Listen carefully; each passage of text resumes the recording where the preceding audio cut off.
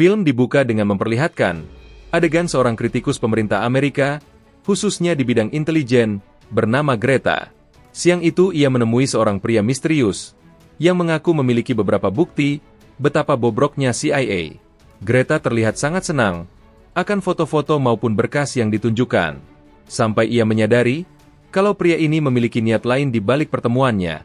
Berita mengenai kematian Greta membuat gempar protes warga di Yunani, karena sudah ada 3 kritikus bidang intelijen Amerika yang diduga dibunuh oleh CIA di negaranya.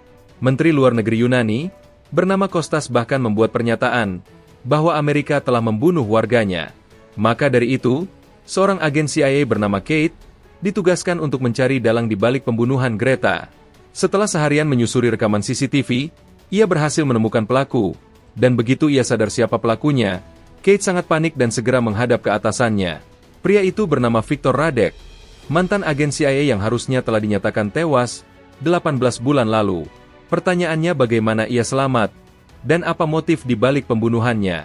Maka dari itu, Kate bersama atasannya menemui seorang pria bernama Vail. Sehari-hari ia bekerja sebagai tukang batu, tapi juga seorang mantan agen ternama. O'Malley sebagai mantan atasannya, meminta tolong agar dia dan Kate berangkat ke Yunani untuk menangkap Radek. Kemungkinan besar, ia merencanakan sesuatu yang sangat berbahaya dengan bekerja sama dengan para mafia Rusia. Tapi perintah tersebut langsung Vail tolak, di mana karena telah pensiun, ia tak lagi ingin berurusan dengan misi rahasia lainnya. Sebenarnya, salah satu alasan Vail ditugaskan, karena 18 bulan lalu dialah yang diutus membunuh Radek. Malam itu saat Vail selesai dengan pekerjaannya, ia kembali teringat dengan masa lalu, di mana ia dan Radek dahulu bersahabat. Bahkan, ia sangat dekat dengan keluarganya. Begitu selesai mengenang masa lalu, tiba-tiba ia dikepung oleh beberapa pembunuh bayaran. Vail yang terkena tembakan, segera mengobati lukanya, lalu berusaha kabur. Terlihat 2 orang muncul, dan berusaha membunuhnya.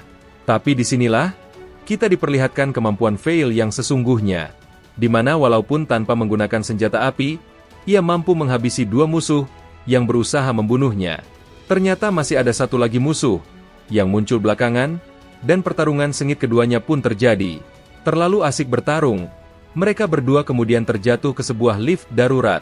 Si musuh sebelum mati sempat mengatakan kalau Radek menitipkan salam untuknya. Akibat kejadian semalam, Vail memutuskan untuk ikut ke Yunani. Pagi itu, mereka berdua berangkat menggunakan pesawat militer, dan sepanjang jalan, Vail cuma mengingatkan agar Kate tak menghalanginya sepanjang misi. Di tengah perjalanan, Kate juga sempat membuka berkas lama Vail terkait misi pembunuhan Radek.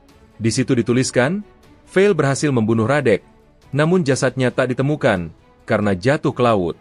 Terlampir juga foto jasad anak dan istri Radek yang ditemukan bersimpah darah. Adegan berpindah ke Yunani. Begitu tiba di sana, Vail diam-diam mengarahkan mereka untuk mendatangi teman lamanya bernama Patricio. Sekedar info, dahulu Vail sebelum mengundurkan diri dari CIA, dirinya lama ditugaskan di Yunani. Makanya ia sudah hafal betul kondisi negara ini. Ia mendatangi Patricio untuk mendapatkan senjata identitas baru maupun kendaraan untuk penyamaran mereka. Patricio terkenal mampu menyediakan semua kebutuhan para agen sejak dulu. Walaupun awalnya Kate kurang setuju karena tak sesuai dengan protokol, tapi akhirnya ia sepakat dengan Vail demi bisa menangkap Radek. Setelah beberapa jam berkendara, mereka tiba di kota Thessaloniki. Mereka berdua kali ini menyamar sebagai kekasih. Dan begitu tiba di hotel, Vail dengan baik hati mempersilakan Kate untuk mandi dan beristirahat sejenak sebelum mereka ke titik selanjutnya. Tapi ternyata itu semua hanyalah alibinya demi bisa menyelinap keluar dari sana. Ia kemudian ke gereja untuk meninggalkan ponsel yang diberikan oleh Kate agar tak bisa terlacak. Selanjutnya, dirinya diam-diam ke sebuah pesta untuk menemui teman lamanya yang juga seorang agen CIA bernama Tai. Lalu Vail meminta info lokasi seorang anggota mafia yang dulu menjadi informan andalannya Radek selama bertugas. Ia yakin sampai saat ini mereka masih saling berinteraksi dan membantu Radek dalam tindakan kriminalnya. Sebagai teman dekatnya sejak lama, Tai tanpa basa-basi langsung memberikan info yang Vail inginkan. Malam itu tanpa membuang waktu, ia langsung ke sebuah klub yang dimiliki oleh mantan informannya, bernama Stan. Tapi untuk mendapatkan informasi keberadaan Radek dari Stan, Tentu tak akan mudah. Ia tak akan mau buka mulut, apalagi kini dirinya telah menjadi milioner dan memiliki banyak penjaga. Maka dari itu, Vale tak ada pilihan lain. Penjaga stand terus berdatangan, namun Vale dengan sangat lincah, ia berhasil melumpuhkan mereka satu persatu. Namun bagaimanapun juga, jumlah mereka tak ada habisnya. Maka dari itu ia memilih untuk kabur. Untung Kate datang, menawarkan tumpangan tepat pada waktunya. Tentu saja karena ditinggalkan di hotel, Kate sempat marah. Di lain sisi sepanjang jalan, Kate meminta dijelaskan sebenarnya apa yang menyebabkan Radek, yang tadinya seorang agen, malah menjadi target CIA. Vale kemudian menjelaskan, dahulu Radek menyamar menjadi perantara bagi mafia Rusia dan Yunani. Tapi penyamarannya terbongkar, dan keluarganya dibunuh. Sejak saat itu, ia membantai para mafia, ataupun orang Rusia yang berada di Yunani. Dan akhirnya Vale diutus untuk membunuhnya. Di saat yang bersamaan, Tai mendapatkan email berupa bukti video konspirasi CIA di berbagai negara. Jika CIA tak ingin video itu tersebar ke berbagai media massa, maka Radek meminta tebusan berupa uang 100 juta US dollar dalam bentuk Bitcoin. Kita kembali ke Vale dan Kate yang berhasil melacak kediaman Stan. Saat rumah itu kosong, mereka berdua berhasil masuk untuk mencari petunjuk tambahan. Sebagai tukang batu yang handal, Vale melihat ada yang aneh dengan perapian di rumah tersebut. Dan begitu ia bongkar, di dalamnya ditemukan barang-barang dari para kritikus yang telah dibunuh oleh Radek. Di dalamnya juga terdapat sebuah koran yang menampilkan kritikus lainnya yang kemungkinan akan menjadi target selanjutnya. Namun saat itu, tiba-tiba seorang bawahan Stan masuk rumah.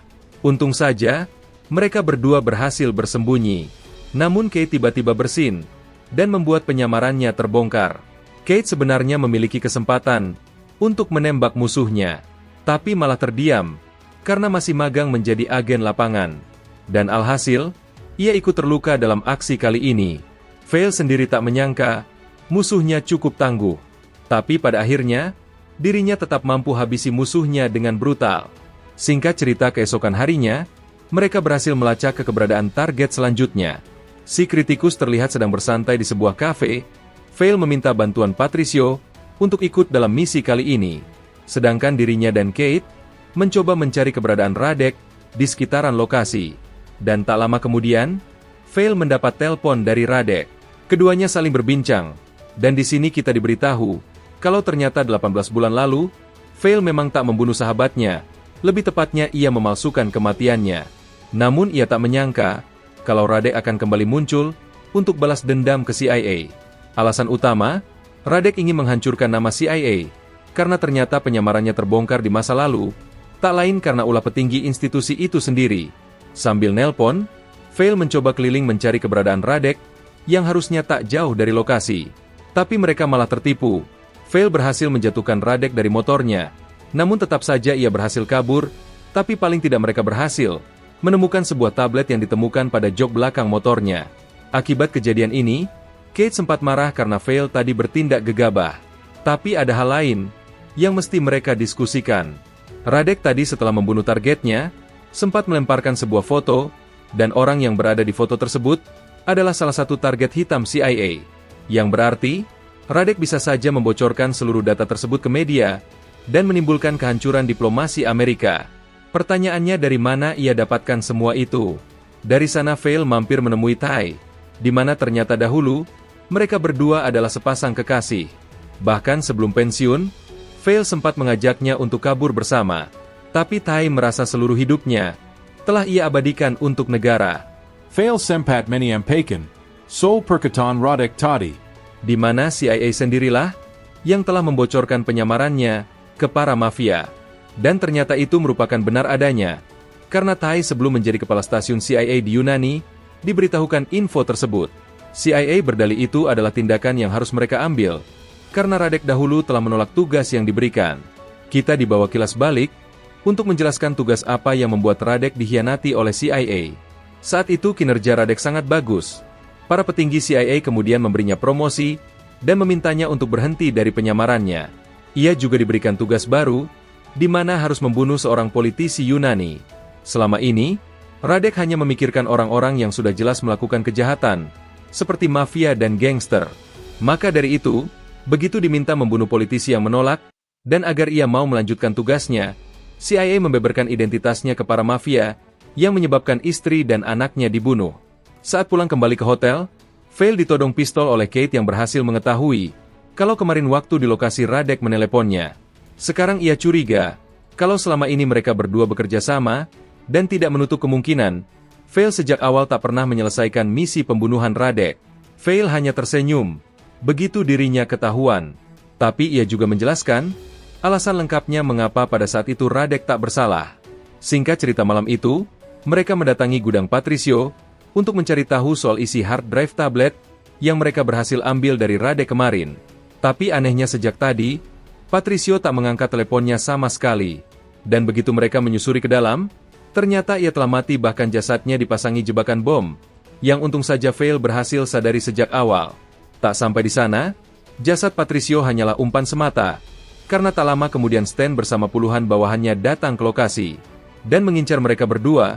Aksi saling tembak pun tak terhindarkan. Kate dan Vale menyebar untuk menghabisi musuh satu persatu. Pada akhirnya, Vale berhasil mengalahkan sebagian besar musuh yang mengejarnya. Sedangkan Kate yang bersembunyi di gerbong kereta, malah tertangkap oleh musuh. Vale akhirnya dipaksa menyerahkan diri, atau Kate akan mereka bunuh. Di akhir perpisahan, Kate sempat meminta maaf atas kecerobohannya. Namun Vale bilang, semua akan baik-baik saja. Dan ternyata, bom yang berada pada jasad Patricio, berhasil Vale gunakan sebagai jalan keluar. Kate yang tadinya sudah khawatir, kini jadi sadar kalau Vale memang bukan mantan agen sembarangan. Di pertengahan jalan, mereka juga mendapat kabar kalau CIA setuju untuk membayar uang $100 juta yang Radek minta. Maka dari itu, tak lama kemudian, O'Malley tiba di kantor CIA Yunani dan memberitahukan bahwa Radek memiliki syarat dalam transaksi ini. Radek meminta agar Kate yang diutus untuk membawakan hard drive berisikan Bitcoin yang menjadi objek transaksi. Tentu saja mendengar keputusan itu, Vale protes karena ia tahu Kate akan masuk ke dalam perangkap. Tapi protesnya itu malah dibalas dengan pemecatan. Tanpa membuang waktu, Kate menaiki kereta menuju lokasi yang diberikan. Begitu tiba di sana, ia menemukan sebuah ponsel yang menunjukkan lokasi selanjutnya, yang berujung ke ruangan bawah tanah di sebuah kafe. Tapi saat itu juga, tiba-tiba Vale kembali muncul. Ia berhasil mengikuti Kate menggunakan alat pelacak yang diam-diam ia pasang. Mereka berdua kemudian saling berganti peran, di mana Vale langsung masuk ke sebuah ruangan dan menemukan laptop yang ketika hard drive berisikan Bitcoin itu dicolokkan, laptop langsung mengaktifkan video call dari Radek yang mengatakan sudah menduga kedatangannya.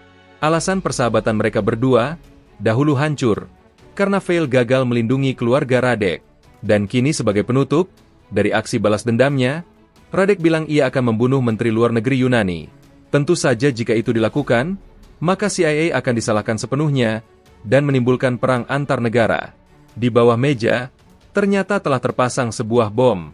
Dalam waktu singkat, Vale berusaha mencari cara agar bisa meminimalisir efek ledakan. Dan akhirnya, Radek terlihat menaiki sebuah mobil van dan berusaha kabur dari lokasi. Ia sempat berusaha menabrak Vale, namun gagal. Untung saja di waktu yang sama, Kate datang dengan membawa mobil mereka, dan aksi kejar-kejaran pun terjadi.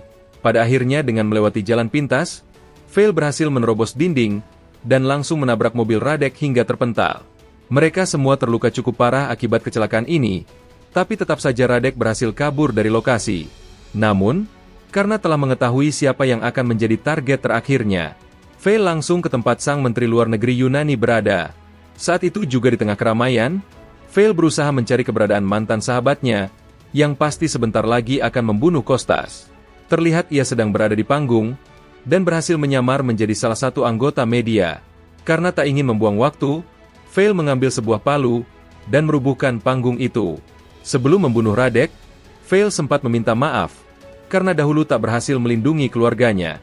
Dan akhirnya ia pun melepaskan tembakan, yang mengakhiri seluruh misi ini. Tapi karena dianggap sebagai ancaman, Vale juga ditembaki oleh polisi setempat. Saat terbangun di rumah sakit, Kate dan O'Malley telah berada di sana. Mereka mengatakan, sekalipun Radek berhasil ditangkap, tapi dana yang ia curi hilang entah kemana. O'Malley secara khusus berterima kasih ke Vale. Dan saat tersisa mereka berdua di ruangan, Kate mengatakan kalau O'Malley pasti memiliki uang yang telah dicuri. Mereka menduga kalau dialah orang dalam CIA yang diam-diam membantu kejahatan Radek. Pada malam harinya, kemudian Fail dia menyelinap ke apartemen Thay. Terlihat ia tengah bersiap-siap keluar kota untuk liburan. Sebenarnya Fail ke sana hanya untuk bertemu mantan kekasihnya. Tapi tiba-tiba ia menemukan sebuah piringan hitam yang harusnya milik Radek dahulu. Di sanalah ia menyadari kalau orang dalam yang selama ini berkhianat adalah mantan kekasihnya sendiri. Ia menjual informasi CIA demi mendapatkan uang tebusan. Di saat yang sama, beberapa pasukan kiriman kembali muncul untuk membunuh Fail. Sebelum mereka berhasil masuk, Fail membuka sebuah tempat kaset yang berisikan bahan peledak yang telah lama ia simpan di apartemen Thay.